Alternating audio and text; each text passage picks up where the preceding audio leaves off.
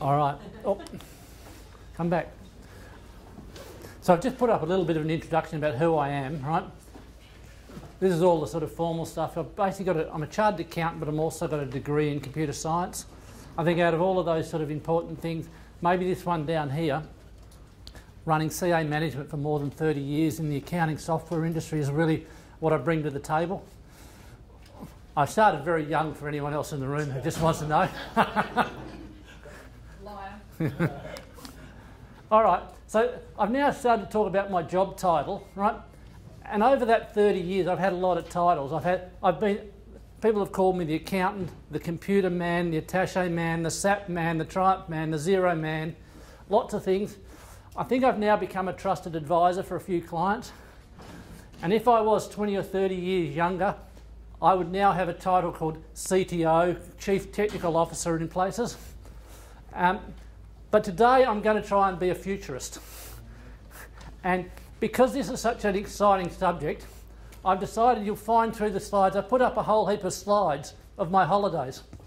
So if anyone gets bored, you can just look at the holiday snaps and see where I've been to. So this is actually in Kyrgyzstan. I was being a real futurist here. All right, this is exciting, this is about my slides. So I was on holidays here in, we're near Dubrovnik in having a bit of a swim, and every day we'd go out on a boat swimming. And what came to me is after our swim, everyone used to get up on the boat and start playing and doing their work. So we've got here a travel agent, a chartered accountant and an executive from a mining company. All of them onto their applications doing work. And it just dawned on me really, that's where the world's at the moment. And I started thinking then about what do I have to think of for my clients and their clients and where they're going to make sure they stay relevant. Because it's easy just to fall off the pace. So the gaps I've seen, I've just listed out a few of those. And I'm going to go through and put a bit more backing to it. Just a bit of a volcano, so if it goes off later, we've seen what's happened. Cloud, the background's actually Antarctica. Just to add a bit more fun to it. So what I was talking about with the cloud is pretty much the world is, for nowadays, most clients have got servers, or if they've not got servers, when they start their business, if haven't got a server, they will just put it on the cloud automatically. If you have got a server, you tend to work on the philosophy that you go, when my server explodes and disrupts and stops working, do I need to buy a new server, or do I now start putting things on the cloud? And lots of people are doing it. We're seeing lots of people starting to use Office 365, they're putting their accounts up, they're using Google tools. If we just run through some of the positives, it's really good. It's 24/7, you've outsourced all the services. You don't have to have your own server. No one normally talks about the negatives. The negatives that I've seen for clients who have done that is when you put it up onto the cloud, when you're running your own environment, you can do dumb things, like you can experiment, you can load up different software, you can try things out. When you put it on the cloud, the reason it always works, it's very structured. And you can't do anything different. You can't load up any other alternatives to what they give you. But that means it doesn't break either.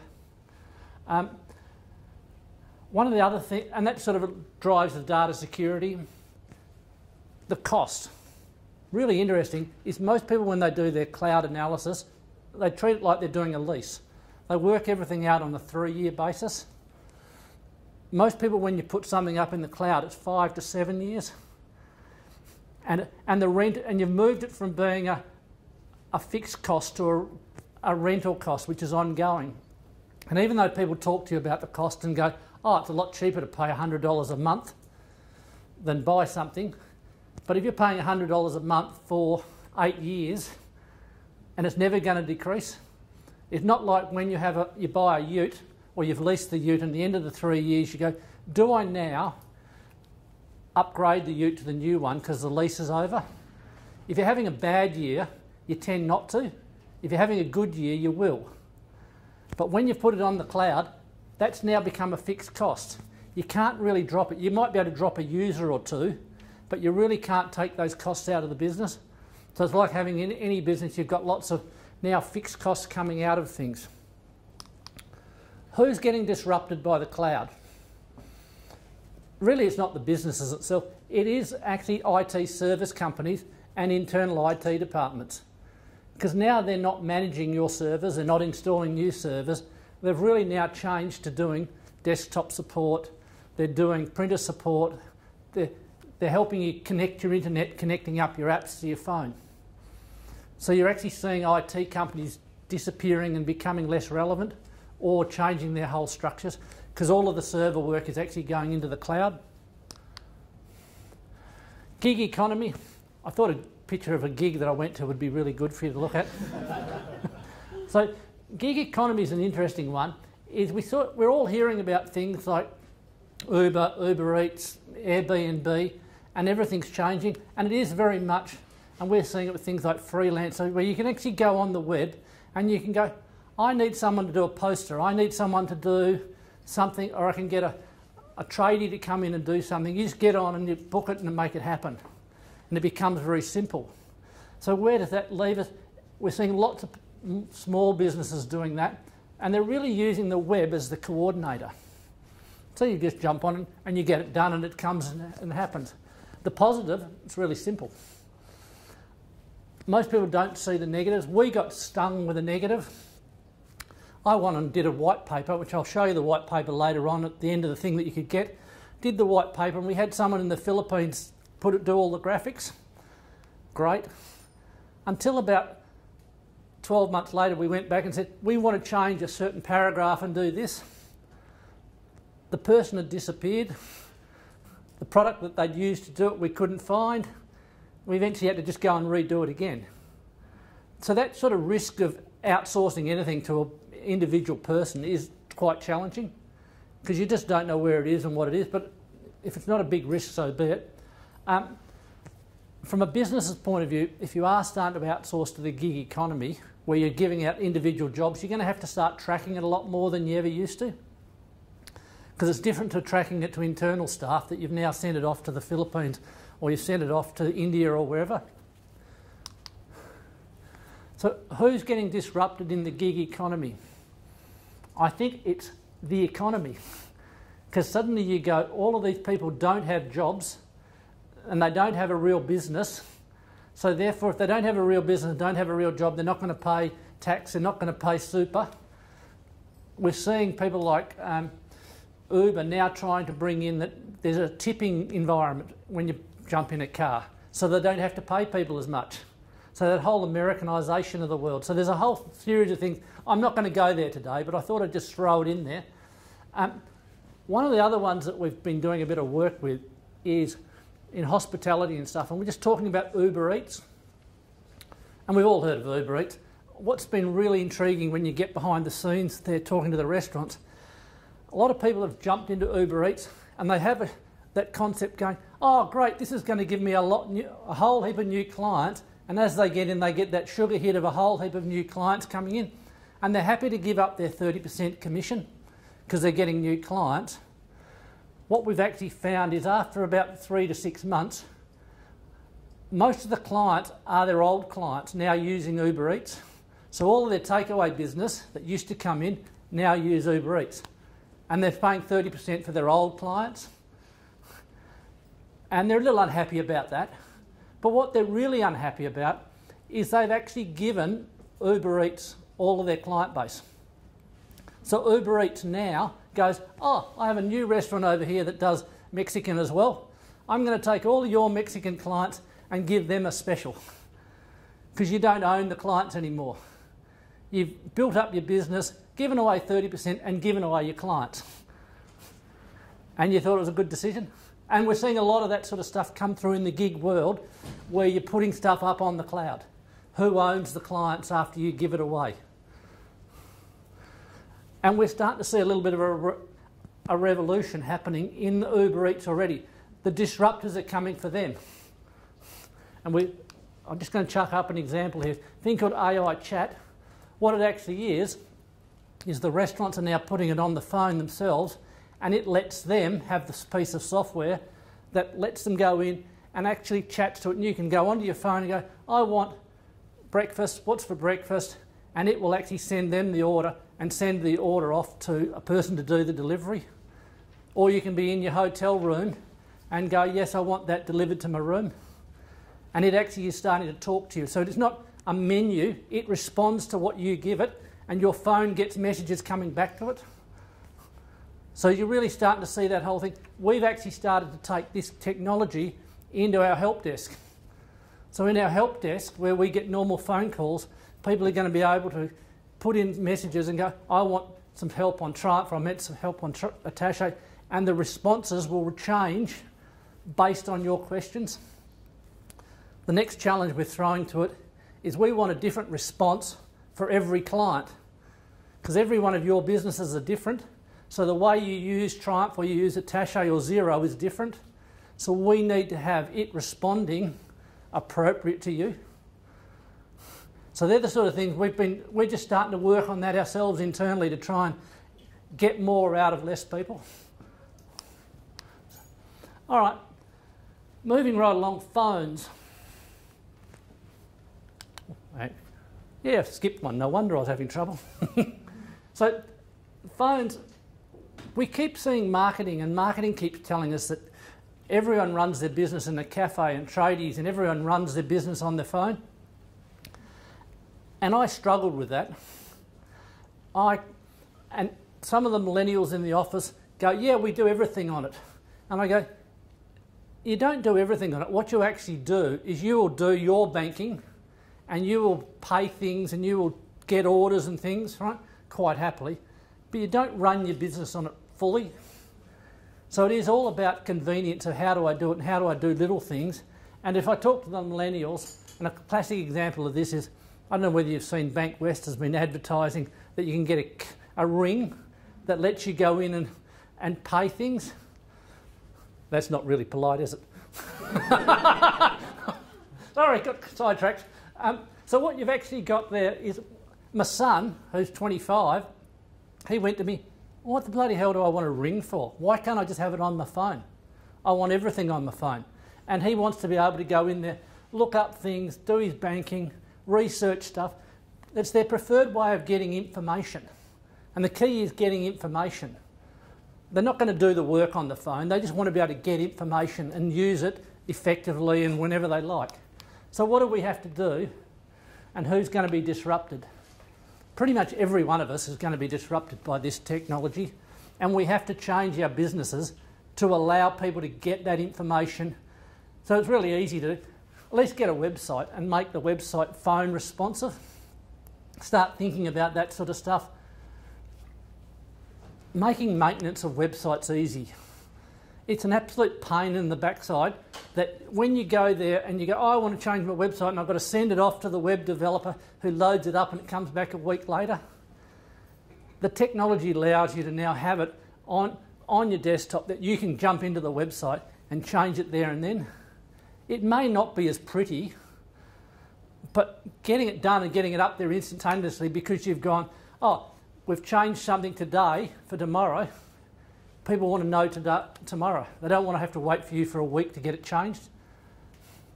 And this sort of stuff, as I was talking about that AI chat stuff, making that sort of stuff intelligent so that people can use their phones and communicate to and from what you're doing.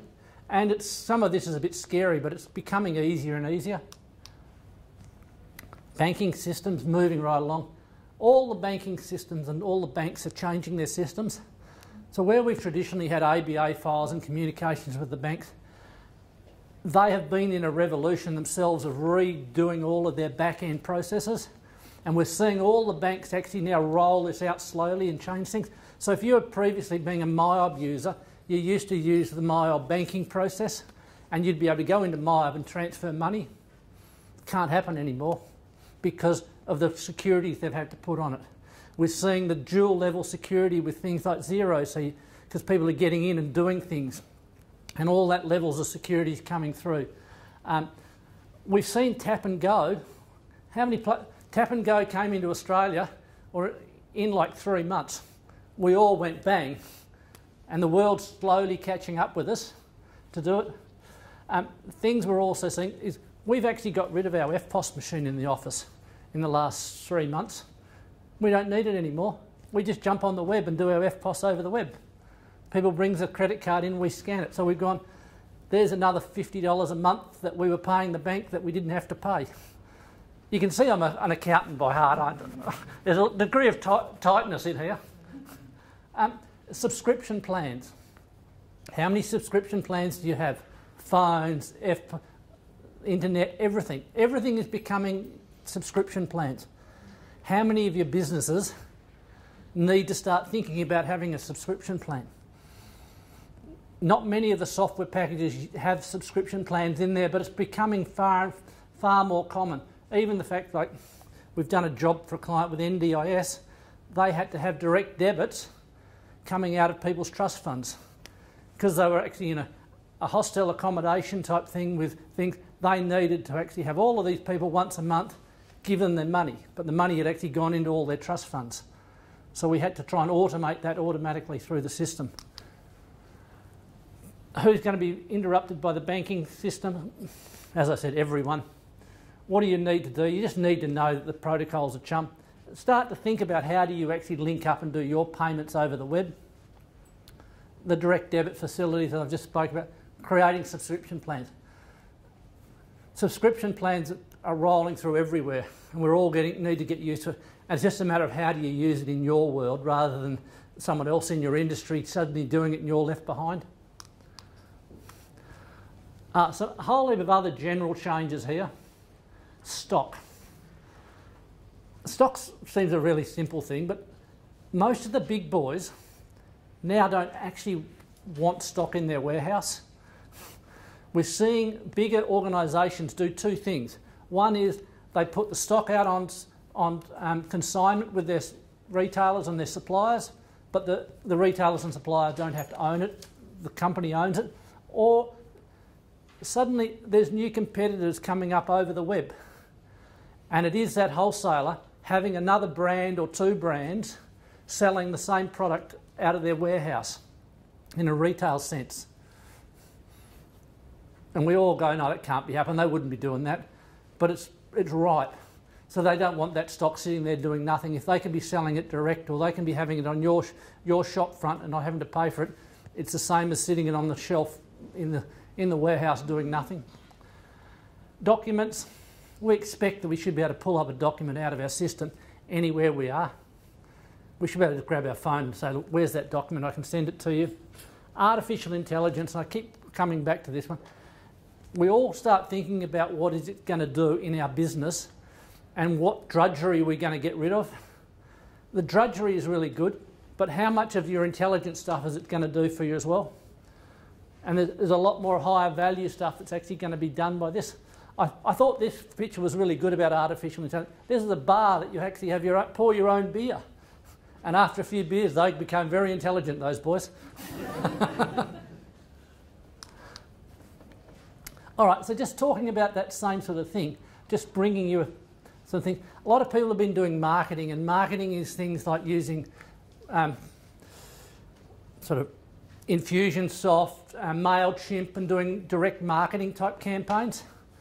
This sort of stuff here where we're talking things like Trigger IQ is taking that a step further so that you can actually send out an automatic notification to someone that your warranty is expiring in a month, or you bought this product but we now have a new battery for it.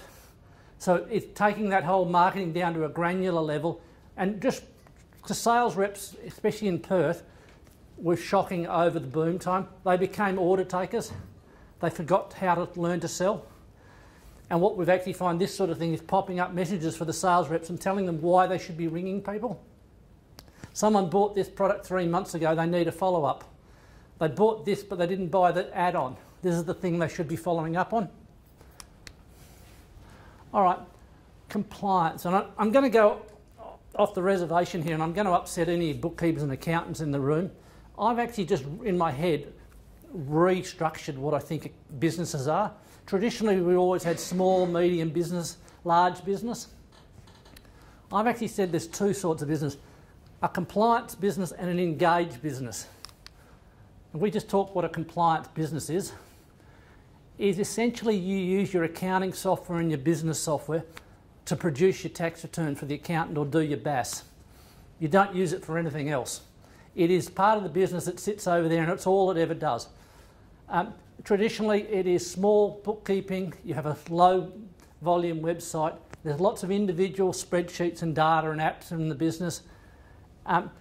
Spreadsheets are still the main tool, but the business doesn't use accounting software to run it.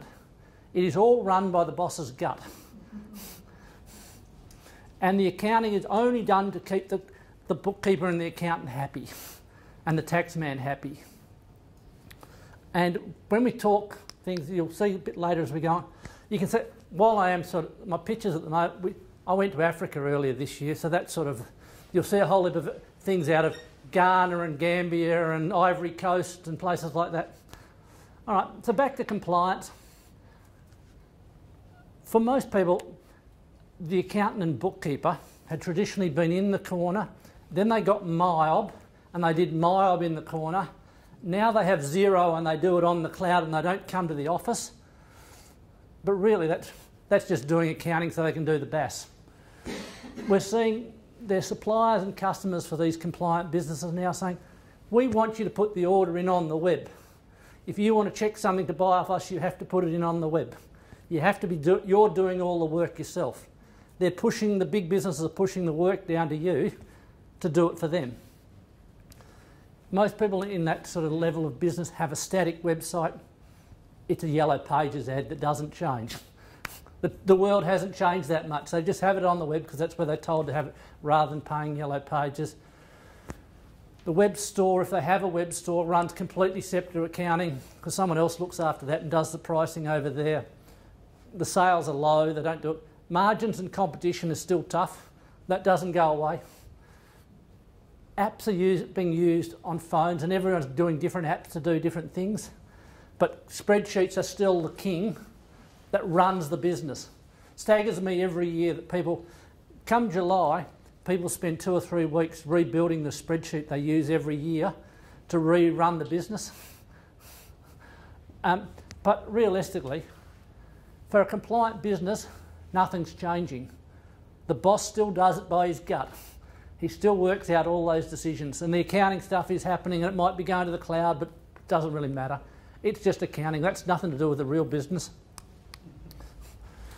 So what we have seen with these compliant products is Xero has become the favourite with all of the basically products that are in the market. All the accountants and bookkeepers seem to have jumped onto that and love it. I reckon they've lost the cloud war against Xero. They've been too far behind. And there's been a change. Premier not being supported has upset a lot of people. And people are looking for alternatives. And we've seen them buying a whole heap of mid-sized products with MYOB Advance, Expo on-premise, Green Tree on-premise, and we're seeing they're having some new owners as well. So they're going through a bit of a change. QuickBooks has even had more split. Reckon and QuickBooks splitting has been a bit of a breakdown and they're now competing against each other. What is interesting in the cloud world is Intuit actually has far more clients on the cloud than Xero. So when you're actually talking that worldwide, they are a fair bit over the top. So let's just talk about disruptive accounting and what it's actually been happening if you are moving to the cloud accounting. Pretty much what's happening is a thing called standard business reports. And the government has been defining this and they're defining a standard chart of accounts for people. Sales, cost of sales, other income, accounting expenses and all this, and pretty much setting structure. And most of the accountants are really happy with that. You're getting bank feeds feeding through from the banks and it really works really well if you're a cash business because everyone comes through and you can tie it up. Those bank feeds are allowing people to set up rules and those rules go, if it's from this person here, it's rent. If it's from this person, and all the coding is happening dynamically. We're seeing things like OCR reading and PDFs that are all being read in so they can be filed. This e-invoicing and EDI stuff is about to come in fairly soon. The government's just agreed with New Zealand to do a study to actually create a connection of how do we connect different small businesses so they can send out invoices and the other side can bring the invoices in. So they can actually lock them together. And that'll just streamline things. We've talked single touch payroll earlier, but that's all about the same thing, streamlining the whole onboarding. So if you get a new staff member, you put in their code and the government will give you all of their super numbers and everything. All of this stuff, what does it mean? From a business's point of view, it's not a lot of change. The people that are going to be hurt are bookkeepers and accountants, and what staggers me is most of the bookkeepers and accountants are jumping for joy because all of the old hack work they did is disappearing. They have to find a new job. We're seeing accountants go broke because they're not used to knowing how to do that and their fees are going down. We were seeing things like people going, I will do your account for $4,000 a month, $2,000 a month, $1,200 a month, $800 a month. So every one of you, if you're basically in that compliance level, you should expect to be able to argue to get a 50% pay cut in your accountancy fees. And the accountant has to now become less of a bookkeeper and more of an advisor if they're going to survive. But realistically, that's not changing your business because the boss is still making all the decisions under his gut. Let's talk engaged business. And engaged businesses are the ones who are actually making the world move forward. Traditionally, they have things like departmental reporting. They want to know how much manufacturing we do, how much the sales are doing. They're running lots of stock. They're doing job costing. They're doing things like dashboards. And realistically, the accounting function is being used to help the boss make decisions. They're actually looking at the numbers for a reason. It's normally bigger business and that information is being used, but also they're starting to use the software to improve efficiencies and make efficiencies happen. So big business, we look at what they're doing. Oh, picture is actually the Great Wall of China, which I thought was big enough for this one. So integrated systems, they're using a lot of cloud or what I've called hybrid, where hybrid is they run their own server, but they still punch it up to the cloud, so you can get it yourself.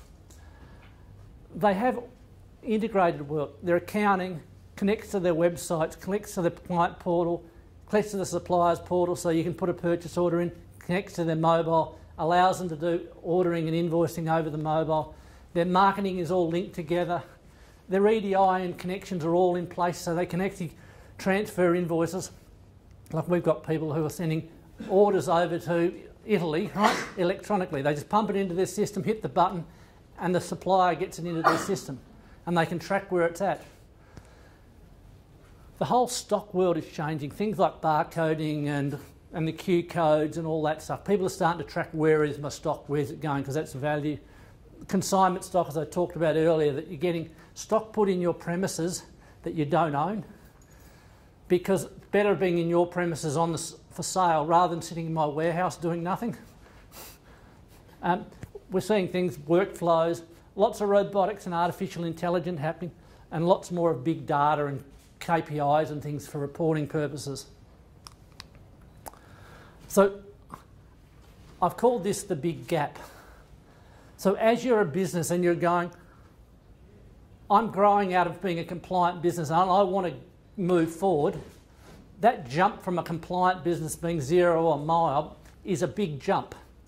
How do I get from being not really using my CAN to start using it more effectively? And normally the response is let's chuck an add-on on, and that's not a bad response. So what's an add-on? Classically, it is an extra program to run alongside your accounting system. The challenge is which one do you want? There's 600 to 700 different add-ons. And in a lot of cases, the add-on is more important to the business than the accounting. Like I was a client the other day, they have 10 users on their add-on job costing system and 1 on their accounting system. Which one do you reckon is more important to run the business? So, add-ons are really good. And if you're only putting 1 or 2 add-ons into your business to actually allow you to grow across that gap, which is really to bridge that across, it works really well. What happens is when you start putting on multiple add-ons, and it's not a hard thing, if you're starting to deal with 7 or 5 different organisations to get information from, how do you reckon that communication gap goes? It gets hard. So we see a lot of things where we go, all of these products will go to the accounting system, but not very often will they go across different systems. So if you, in this world, if I said, oh, I've just put a new stock code into my Unleashed, I now need to go and put that into Xero. I better go and put that into GeoOps, and I better go and put it into Vend. So I've actually got to go and put it into multiple places. And if I change the price, oh, I didn't change it in that one, bugger.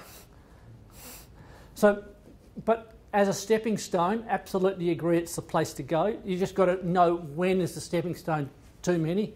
And the thing that surprises me is some of the pricing. Is we've had people come off add-on type solutions, and they're paying more than if they were buying a medium-sized accounting system. But because they've just kept adding on things, and there's some classics where you see people paying 2 and 3% of their turnover for websites. And that might not be so bad if you're only selling 1 or 2, but as that volume goes up, if you're only making 20% GP and you've decided to give away 3% of it, good luck, that's good business to me. Okay, so we've added our add-ons and we've got the bridge halfway across, but we're still falling short. Where do we go? We start looking at the all-in-one solutions. What do we go? And we sort of just really quick, these systems have lots of different functions built within them. If we have a look at where the market is, compliance is really back here. The mid-market or the engaged ones are using this one, and then the top end. So if come back here. What we've basically done is just chuck up some of the medium-sized ones for you to have a think of. I'm not going to go through in depth on all of them, but literally what you're actually looking at in this world is you can get something like this for $100 a month per user. So we're not talking outrageous numbers, but most people don't actually think that when they're doing it. What I was going to do now is I'm going to cheat and just go in and grab you one of them. There's multiples out there.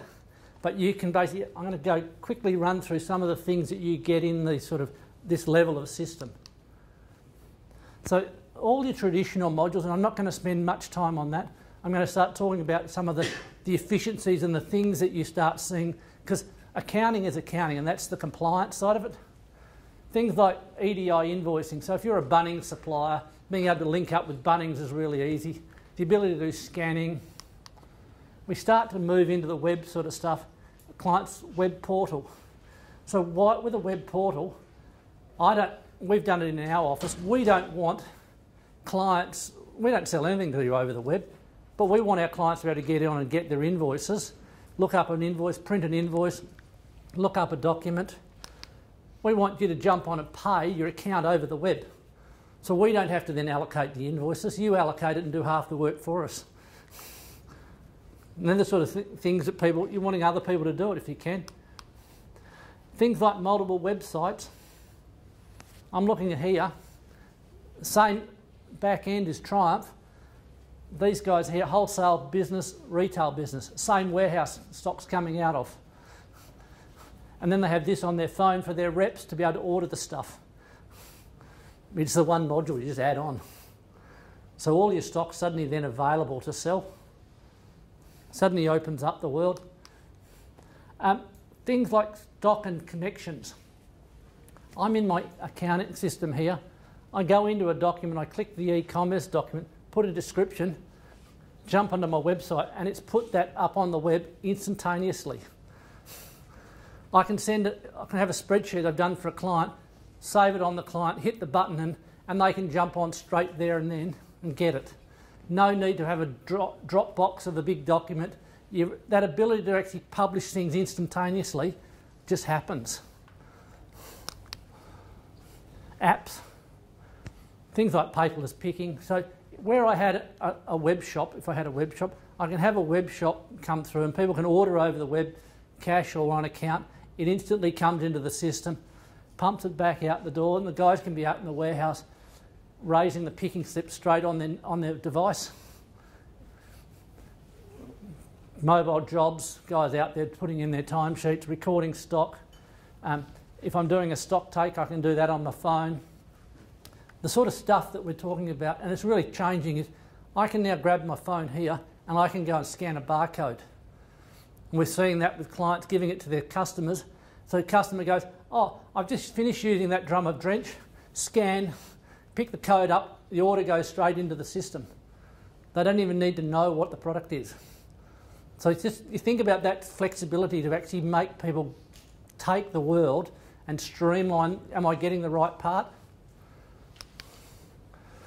Signature capture, so as soon as I send it out and someone then signs for it, they sign for it as they collect it, it goes on the invoice. So no proof of delivery needed, it's already there and on the invoice. Things like point of sale. And I sort of only got stuff like point of sale. The picture here is the same one that's on the web. It's all the way through the system. You've only got it in one place. Dashboards, so you can scan in and see what the hell's happening and have that on your phone as well if you want to do that and see what the sales reps are doing. Multi-entity, so where we had someone earlier when I was doing the job, doing the single touch, talked about having multiple companies in MyOb, etc. You can actually have 4 or 5. I've had someone with 256 different companies in the one database, and it does all the intercompany journals so you can track what's happening. Coming back to those products again, just giving you an idea of sort of that a lot of these products in this gap, and I've only just grabbed one, and maybe that's my favourite one, but I had to pick one to start with. All right, so let's just having a look at that with compliance versus engage. What does it mean? Compliance, the tools are changed. We've moved from MyOb to Xero, but the processes in the business haven't changed. So really it's the accountants are changing, but the business owner's not changing. And it is the bookkeepers and accountants whose businesses are in trouble. And a lot of them are going, oh, I'll be able to get, if I can survive for the next 2 or 3 years, I can retire. The engaged business, the gap is actually getting bigger between a compliant business and an engaged one. The amount of the features that big business have that are now coming down to be affordable for medium business means that those medium businesses are going to do a lot more and be a lot more effective. Just as you saw that one product there, all of those things linked together just makes my life so easy to do things. Customers and staff are expecting, especially staff, they're expecting to see those sort of efficiency things in your business. They don't want to be doing spreadsheets. They want to be able to have it on their phone, and they want to be able to be on a Sunday night and look up and go, oh yeah, what am I doing? Oh, we've just done a stuff for a demolition company. So all their truckies on their tablets get told where to go and what time, and the weighbridge that they're basically going to knows they're coming with a rough idea of their weights. So when they roll in, they know the truck, they know it already there. It's halving the time that they're sitting around doing nothing. And if someone's then off the road, they can then go, yeah, he's off the road, we're going to swap him to that one. The good news is there's products out there, and I've shown you one, but there's others out there. There's Atasho, there's Horizon or Exo, there's the guys from Sage. They're all out there, and these are the things they're all starting to do. And I think people at times get myopic about, well, the accountant says do Xero and MyOb. And that's really good for their business to save their efficiencies, but not necessarily the business. The challenging bit is you have to start thinking about changing your accounting business to make software to actually make it a part of the business and make it so you're thinking it through. All right, so that's just quickly through the gaps. I thought I'd chuck this one in. I was in the Ivory Coast, and this guy decided he would make a gap because we were in a traffic jam. He just took to the footpath. And I just brought my three wise monkeys along just for the hell of it. All right, so where to from here? I've mostly given you a whole heap of things to scare you and make you think about it. But really go back and have a think about your business and your client's business. About, are there things I should be starting to think about? Happy to come and have a free visit with anyone who wants to get me in there for a cup of tea to bounce things off. Because it's that sort of thing, it seems funny. Everyone goes, why are you doing this for clients? I go, well, our business has always been of the philosophy, if we can help our clients make money, we're allowed to have a bit. But if our clients are going broke and they're going to miss the boat and go out of business, we're going to suffer as well. So it's better if we can get people starting to think forward and plan, because it might not be today, but it's coming. And if you don't know about it, you suddenly become a taxi driver thinking, oh, where did that investment go? So just a quick ad about CA management so you know who we are. Essentially, where we fit in the world is corporate business tends to have a whole heap of departments: management, finance, payroll, IT, marketing, human resources, all of those departments, and they have people in them. Mum and dad business has no one, just the boss. Most of us who are in that middle gap need a help somewhere with some of those departments. And literally that's where we've built over the 30 years in business, those little departments in there. And literally what we've been doing for people is doing a whole range of things. We will help you put in the software, but we will help you get the staff. We'll then mentor and train people. We will, if you need someone to go in and do it, we'll actually come in and do it for people. But the aim is to try and make the business smarter. Oh, there we are. Questions? Stunned silence? Depression? All these things are making everything faster and more efficient. Is that a fair statement? It is. No, what is actually happening is we all have to do more for less people. And that's really, because as wages go up, we're all struggling with margins and things to say, how do we make dollars? So we have to try and give tools to get the existing staff doing more and competing against the bigger organisations that are out there and doing these things. So is that why lots of people are more stressed than that? So we've now got less work to do, but we're more stressed. Isn't that interesting? Yes. That I made to Colin earlier on this morning about this was the digital technology.